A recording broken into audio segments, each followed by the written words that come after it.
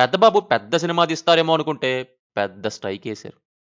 నిన్న మన ఛానెల్‌లో 'పెద్ది' రివ్యూ పడింది. నాకెలా అనిపించిందో చెప్పాను. అంతే స్ట్రైక్ పడిపోయిందనమాట. సో, టాలీవుడ్‌ని పట్టి పీడిస్తున్న ఇంకో దారుణమైన మైండ్ సెట్‌కి ఇదొక క్లాసిక్ ఎగ్జాంపుల్.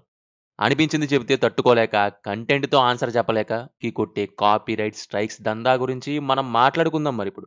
మొన్న ఒక సినిమాకెళ్ళాను. అందులో కొన్ని బావున్నాయని చెప్పాను. కొన్ని నచ్చలేదని కూడా చెప్పాను. రిజల్ట్ ఏంటో తెలుసా? ఇవాళ పొద్దున్నే లేచేసరికి నా వీడియో మీద కాపీరైట్ స్ట్రైకేసి లేపేశారు. కానీ వాళ్ళకి తెలియనిదేంటంటే స్ట్రైకేసి వీడియో తీపియొచ్చు గానీ నిజాన్ని గాదు. Welcome to movie matters. ఈరోజు మనం సినిమా మీద ఒపీనియన్ చెప్పాలా లేదా అనేది గాదు. అది ఎలాగో చెప్పొచ్చు అని అందరికీ తెలుసు. స్కూల్ కిడ్స్‌కి కూడా తెలుసు ఫ్రీడమ్ ఆఫ్ స్పీచ్ గురించి. సో, ఇవాళ దాని గురించి గాదు. తెలియని వాళ్ళ గురించి. అండ్ అలా అనిపించిందని నిజం జెప్తే ఇక్కడ ఉన్న ఫిల్మ్ మేకర్స్‌కి ఎక్కడ కాలుతుందో, ఎందుకు కాలుతుందో, ఎందుకు అలా చెప్పినోళ్ళ వాయిసెస్‌ని తొక్కేస్తారో, స్ట్రైక్స్ ఏస్తారో బట్టబయలు చేయబోతున్నాను.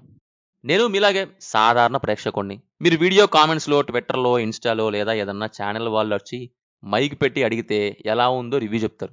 సేమ్ అంతే నేను. బట్ నేను నా ఛానెల్‌లో పెడతానంతే. నేను మీలో ఒకడిని.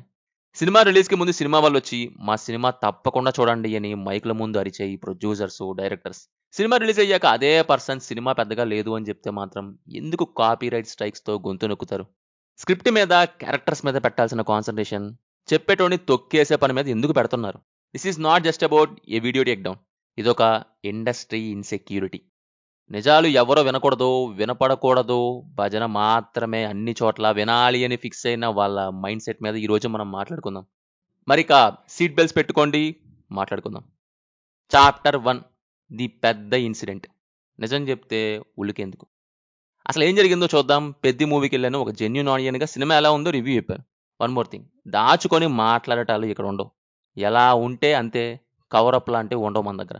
అందులో క్రికెట్ ఎపిసోడ్స్, రెజ్లింగ్ పోర్షన్స్ బావున్నాయని మెచ్చుకున్నాను. 'రామ్ చరణ్' యాక్టింగ్ బావుందన్నాను. 'ఏఆర్ రెహమాన్' మ్యూజిక్ కూడా బావుందన్నాను. ఇంకా కెమెరా వర్క్. కానీ అదే టైంలో సెకండ్ హాఫ్‌లో రెజ్లింగ్ అయిపోయాక లాస్ట్ 30-40 మినిట్స్ సినిమా బోల్తా కొట్టిందని, హీరోయిన్ ట్రాక్ అయితే దారుణంగా ఉందని ఓపెన్‌గా చెప్పాను. నేనింకా ఆ ట్రాక్ బాలేదని, వరస్ట్‌గా ఉందని, దారుణంగా ఉందనే దాని దగ్గరే ఆపేశాను. ఇంకా గట్టిగా మాట్లాడితే హీరో క్యారెక్టర్‌లెస్ లాగా పోర్ట్రే చేశారు హీరోయిన్ విషయంలో. పైగా దానికొక బొకలో జస్టిఫికేషన్ ఇచ్చారు అని, దానికే వాళ్ళకి ఎక్కడో గాలిపోయి నా వీడియో మీద స్ట్రైకేశారు. ఎందుకు? నేనిక్కడ ఇంకా ఒక ఫ్యాక్ట్ చెప్పాను గాబట్టి. కెమెరామాన్ జల్దీ ఫోకస్ కరో. థియేటర్‌లో చూస్తుంటే ఏంట్రా బాబు angles, family cinema, sports cinema అని చెప్పి ఒళ్ళు సిరీస్ సీన్స్ లాగా తీశారేంటి అని అడిగాను. అది నేను చెప్పిన ఫ్యాక్ట్. మరి అలా తీసినప్పుడు అలా తీశారనేగా చెప్పాలి. అబ్బే లేదు, మీరు చాలా అద్భుతంగా సినిమాటిక్ లెవెల్‌లో కెమెరా యాంగిల్స్ పెట్టారని అబద్ధాలు చెప్పాలా? వాళ్ళ ప్రాబ్లమ్ నా వీడియోలో వాడిన ఇమేజెస్ కాదు. నేను మాట్లాడిన నిజాలు. వాళ్ళ ఉద్దేశం ఒకటే. మేము ఎంత చెత్త సినిమా అయినా తీస్తాం. దాన్ని మీరు సూపర్ హిట్ అని మాత్రమే చెప్పాలి. ఒకవేళ అందులో తప్పులు ఎత్తి చూపితే మాత్రం మా మనోభావాలు దెబ్బతింటాయి. మీ యూట్యూబ్ వీడియో లేపేస్తాం అని ఒక ఇండైరెక్ట్ బెదిరింపిది. Welcome to the freedom of speech in Tollywood. Actually cinema video అయిపోయింది. నా మానాన నేను ఇంకొక ఏదో డార్క్ రియాలిటీ ఇన్వెస్టిగేషన్ చేద్దామని ప్రిపేర్ అయ్యా. ఆలోపు మార్నింగ్ మెయిల్ వచ్చింది. నా కాన్సంట్రేషన్ పెద్దిబాబు మీదకి పడాల్సొచ్చింది. నేనేదో చూడొద్దు అని చెప్పినట్టు ఎందుకు? మీరెలాగో ఈ సినిమాతో, ఈ రైటింగ్‌తో డే లైట్ రాబరీ చేసేదెలాగో చేస్తున్నారు. చేసుకోండి. నా ఇన్వెస్టిగేషన్ వీడియోస్ నేను చేసుకుంటాను. అవసరమా ఇప్పుడిది? దీని మీద స్ట్రైక్ మాఫియా మీద వీడియో రావాల్సొచ్చింది. చాప్టర్ 2 రైటింగ్ మీద వదిలేసి స్ట్రైక్ మీద ఫోకస్. The misplaced priorities. ఇక్కడ ఒక లాజిక్ పాయింట్ మాట్లాడుకుందాం. ఒక సినిమా తీయడానికి కనీసం ఏడాది, 2 ఏళ్ళు టైం తీసుకుంటున్నారు. ఆ 2 ఏళ్లలో కథ మీద ఎంత కాన్సంట్రేషన్ పెడుతున్నారు? క్యారెక్టర్ ఆర్క్ మీద ఎంత కూర్చుంటున్నారు? ఎమోషనల్ సీన్స్ పండాయా లేదా అని ఎన్ని సార్లు చెక్ చేసుకుంటున్నారు? అబ్బే! వీటికంటే తీశాక భజన మాత్రమే రుద్దితే సెట్టు అనేది వీళ్ళ పీఓవి. అదే సినిమా గురించి చూసినోడు వాడి పీఓవి ఇది అని ఎవడైనా యూట్యూబ్‌లో వీడియో పెడితే, సినిమా పెద్దగా లేదు అని చెబితే వాడి మీద స్ట్రైక్ వేయడానికి మాత్రం వీళ్ళ దగ్గర డెడికేటెడ్ ఏజెన్సీ టీమ్ ఉంటది. ఉండాల్సినవి ఉండవు. ఉండకూడనివి ఉంటాయి. అదేంటో గాని వాళ్ళ సినిమా థియేటర్‌లో పడగానే లాజిక్స్ గాలికెళ్ళిపోతాయి. తాళ్ళేసుకొని ఎక్కడికి పడితే ఎగురుతారు. క్యారెక్టర్స్ లాజిక్స్ ఉండవు. ఎమోషన్స్ కనెక్ట్ అవ్వవు. ఇవేవి ఉండవు.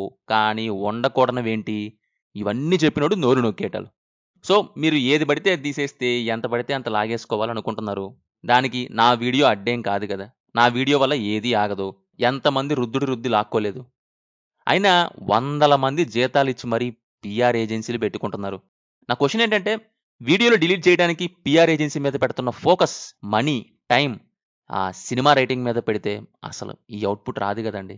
మీరు తీసే ఆ కొన్ని వరస్ట్ సీన్స్‌ని కప్పిపుచ్చుకోవడానికి స్ట్రైక్స్ యేసుకుంటూ కూర్చుంటే ఏముంటది? స్క్రిప్ట్ రాసుకునేటప్పుడు అరెరే! మంచి ఫ్లోని డిస్టర్బ్ చేస్తున్నాం అనవసరంగా. అరెరే! అనవసరంగా క్యారెక్టరైజేషన్‌ని చెడగొడుతున్నామే అని ఈ ఒక్క సీన్‌లో ఆలోచించుంటే అర్థమయ్యి కట్ చేద్దాం. ఇక్కడ ఆ ట్రాక్ ఏమాత్రం సింక్ అవ్వట్లేదు మార్చేద్దామని మీకు మీరు రివ్యూ చేసుకుంటే రేపు పబ్లిక్ రివ్యూలకి భయపడాల్సిన అవసరమే రాదు గదా! చాప్టర్ 3 పోనీ కాపీరైట్ స్ట్రైక్ వేయడానికి నేనేమైనా థియేటర్‌లో ఫోన్ పట్టుకొని ఏమైనా సినిమా రికార్డ్ చేసి పెట్టానా యూట్యూబ్‌లో? లేదే. పైరసీ చేస్తే చట్టపరంగా యాక్షన్ తీసుకోండి. ఎవరు కాదనరు. కానీ ఒక పబ్లిక్ డొమైన్‌లోకొచ్చి ట్రైలర్‌లోని షార్ట్స్ గాని, పోస్టర్స్ గాని తీసుకొని ఫెయిర్ యూజ్ పాలిసీ కింద సీన్ ఎక్స్‌ప్లెయిన్ చేయటం కోసం ఆ క్యారెక్టర్ గురించి చెప్పడానికి యూజ్ అయ్యేలా ట్రైలర్ క్లిప్స్ పెట్టి క్రిటిసిజంకి వాడుకోవటం అనేది యూట్యూబ్ ఫెయిర్ యూజ్ పాలిసీ కిందకొస్తది. అది వాళ్ళకి కూడా తెలుసు. కానీ యాంటీ పైరసీ, కాపీరైట్ స్ట్రైక్ అనేది వాళ్ళకొక కన్వీనియంట్ ముసుగు. సినిమా గురించి గొప్పగా చెప్తూ హీరో ఇంట్రొడక్షన్ అబ్బా! పోనకాలు. ఏం క్యారెక్టర్ రచ్చ రచ్చస్య రచ్చోభ్యః బీజీఎం అరాచకం అని ఎలివేషన్ ఇస్తూ వీడియోలు చేస్తే అందులో వాళ్ళ సినిమాకి సంబంధించి 10 నిమిషాల ఫుటేజ్ ఉన్నా సరే మొఖం మీద చిరునవ్వుతో ఊరుకుంటారు. మురిసిపోతారు. ఇంకా వాళ్ళ మూవీ అఫీషియల్ పేజెస్‌లోనే షేర్ చేసుకుంటారు. కానీ అదే ఫుటేజ్ వాడుకొని లాస్ట్ 40 మినిట్స్ పడుకున్నానురా బాబు! కెమెరా యాంగిల్స్ 'ఉల్లు' సీరీస్‌కి తక్కువ కాకుండా ఉన్నాయి. నిజం చెప్తే మాత్రం వాళ్ళలోని కాపీరైట్ ప్రొటెక్టర్ నిద్రలేస్తాడు. వెంటనే స్ట్రైక్ కొడతారు. సినిమాల్లో నీతులు రాస్తారు. కానీ రియాలిటీలో ఫాలో అవ్వరు. సారీ అక్కడ క్యారెక్టర్ రైటింగే లేదు గదా! ఇంకేముంటదిలెండి. అంటే ఇక్కడ వాళ్ళు కాపాడేది వాళ్ళ ఫుటేజ్‌ని కాదు. వాళ్ళ బోగస్ సినిమాని. వాళ్ళ ఫేక్ బబుల్‌ని ఎవ్వరు పగలగొట్టకూడదు అంతే. Chapter 4 the echo chamber of Tollywood. అసలు మన ఇండస్ట్రీలో ఉన్న అతి పెద్ద క్యాన్సర్ ఏంటో తెలుసా? The echo chamber. ఒక డైరెక్టర్, ఒక హీరో సినిమా తీస్తున్నప్పుడు వాళ్ళ చుట్టూ ఉండే అసిస్టెంట్లు, భజన బ్యాచ్ అంతా "అన్నా ఏం తీసావన్నా? హాలీవుడ్ కూడా పనికిరాదన్నా" అని గాలి కొడతారు. వాళ్ళు ఆ భ్రమలోనే బ్రతికేస్తారు.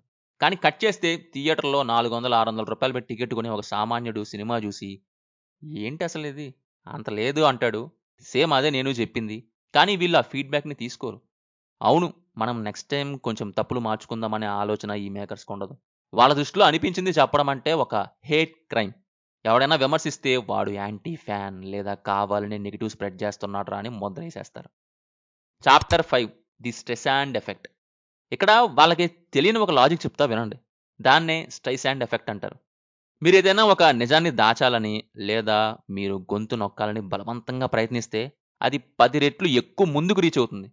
నిన్న నా వీడియో ఉన్నప్పుడు మహా అయితే నా సబ్‌స్క్రైబర్స్ చూసి వదిలేసేవాళ్ళు. కానీ మీరు ఆ స్ట్రైక్ వేసి వీడియో డిలీట్ చేయటం వల్ల ఇప్పుడొక డిస్కషన్ స్టార్ట్ అయింది. అతను చెప్పింది నిజమా? నిజమేనేమో అందుకే వీడియో లేపేశారా? అని ఇప్పుడు సినిమా చూడని వాళ్ళకి కూడా అదొక డౌట్‌లా క్రియేట్ అయ్యిద్ది. అవసరమా మీకు? దీన్ని బట్టి అర్థమవుతున్న ఫ్యాక్ట్ ఒకటే. నా వీడియో డిలీట్ చేయడం ద్వారా నేను రివ్యూలో చెప్పింది 100% నిజమని మీరే అఫీషియల్‌గా అగ్రీ చేసినట్టు లెక్క. మీరు ఒక వీడియోని ఆపగలరు, ఒక వీడియోని డిలీట్ చేయగలరు. కానీ సినిమా చూసి మోసపోయిన లక్షలాది మంది ఆడియన్స్ నోరు మూయించగలరా? కుదరదు. సో, ఫిల్మ్ మేకర్స్ అండ్ వాళ్ళ పీఆర్ ఏజెన్సీలకు చెప్పేది ఏంటి అంటే, మీరు వీడియోల మీద స్ట్రైక్ వేసినంత మాత్రాన మీ సినిమా గొప్ప సినిమాలైపోవు. దానివల్ల మీ ఇన్‌సెక్యూరిటీ బయటపడుతుంది. చూసినోళ్ళే చెప్తారు. ఏది నిజం, ఏది అబద్ధమని. టైం ఉన్నప్పుడే అన్నీ చూసుకోవాలి. మీ బడ్జెట్‌ని, మీ కాన్సంట్రేషన్‌ని. కొద్దిగా క్యారెక్టర్స్ రాసుకునే రైటింగ్ రూమ్‌లో పెట్టండి నెక్స్ట్ టైమ్ అయినా. అప్పుడు ఎవరైనా సినిమాని మెచ్చుకోవాల్సిందే. మీరు ఏది పడితే అది తీసి మా మొహానేస్తే అదే జెప్తాము, అదే చెప్తారు, అదే చెప్తాను కూడా. That's it for today. ఈ స్ట్రైక్ పాలిటిక్స్ మీద, మన టాలీవుడ్ వాళ్ళ భజన కల్చర్ మీద మీ ఒపీనియన్ ఏంటో కింద కామెంట్స్‌లో చెప్పండి. నిజాలు ఎప్పటికీ దాగవు అని ప్రూవ్ చేయడానికి ఈ వీడియో గట్టిగానే షేర్ చేయండి. ఇంకా ఇండస్ట్రీ బాగోతాలు బట్టబయలు చేస్తూనే ఉంటాం. మన మూవీ మ్యాటర్స్ ఛానెల్‌కి సబ్స్క్రైబ్ చేసుకోండి. ఉంటాను. Stay cinema, stay real. This is movie matters signing off. జై హింద్.